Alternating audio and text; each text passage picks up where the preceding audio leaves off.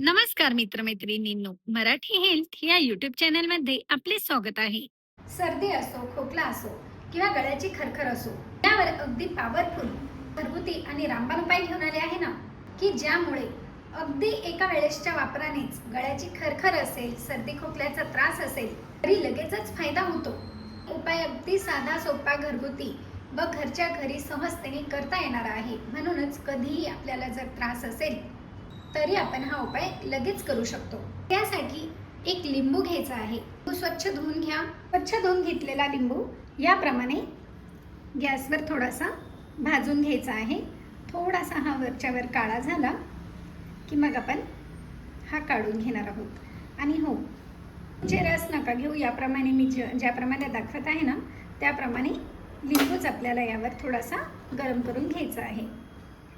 हे बघा, याप्रमाणे हा छान वर खाली करून मागून पुढून छान भाजून घ्या.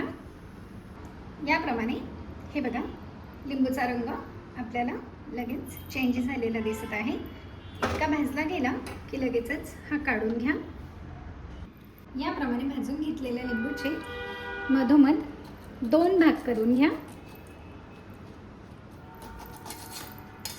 आणि याच्या ज्या बिया आहेत ना या काढून घ्यायच्या आहेत.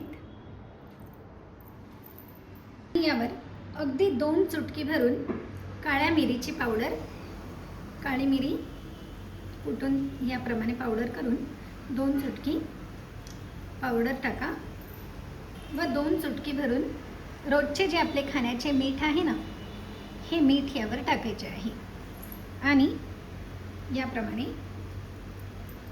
हे बघा, हा जो लिंबू आहे ना, हा लिंबू इतका पॉवरफुल औषधी झाला आहे, त्यामुळे त्याची खरखर असो, खोकला असो, सर्दी असो, क्षण असो, हे पूर्णपणे बरे होण्यास नक्कीच मदत होते. तर हे ज्या वेळेस आपल्याला त्रास होत असेल त्यावेळेस प्रमाणे तयार करून हा जो लिंबू आहे हा चाटून चाटून संपूर्ण जे लिंबूचे रस आहे हे चाटून चाटून संपून द्यायचे आहे. नंतर किमान अर्धा तास कुठलाही पदार्थ देखील खाऊ नये व पाणी देखील पिऊ नये. जे यामुळे आपला जो हा त्रास आहे, हे क्षण आहे, सर्दी आहे, खोकला आहे, हा सहजतेने निघून जाण्यास एका वेळेसच्या वापरानेच मदत होते. आणि जर जास्त त्रास होत असेल ना, हा उपाय आपण त्या दिवशी पुन्हा करा.